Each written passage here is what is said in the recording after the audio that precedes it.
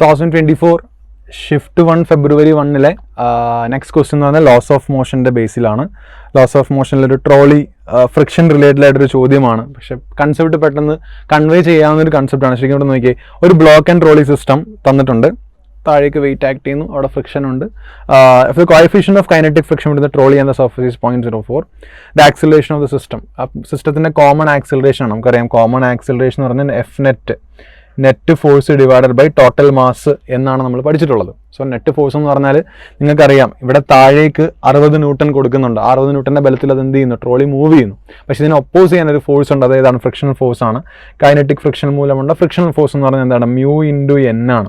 Mu എന്ന് പറഞ്ഞാൽ 0.04 ആണ്. ശരിക്കും മ്യൂ എന്ന് പറഞ്ഞാൽ 0.04 തന്നിട്ടുണ്ട്.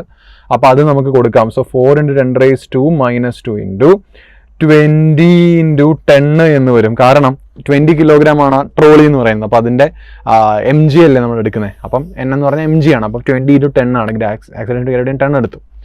ഓപ്ഷൻസ് എടുക്കാം. അപ്പോൾ എനിക്ക് ഇവിടെ 10⁻² എനിക്ക് 8 എന്ന് കിട്ടും. അപ്പോൾ നെറ്റ് ഫോഴ്സ് എടുക്കാം, കാരണം സിസ്റ്റം മൂവ് ചെയ്യുന്ന ഈ ഡയറക്ഷൻ ആയതുകൊണ്ട് പ്രധാന ഫോഴ്സ് ഇതാണ്. അപ്പോൾ 60 - 8 divide by total mass 20 6 kilogram ആണ്. അപ്പോൾ 26 കിലോഗ്രാം ആണ് മൊത്തം ഉള്ളത്. അപ്പോൾ എനിക്ക് ഇവിടെ 52/26 എന്ന് വരും. 52/26 എന്ന് പറഞ്ഞാൽ ഓപ്ഷൻ 2 ആണ്. 2 ഈസ് ദ റൈറ്റ് ആൻസർ.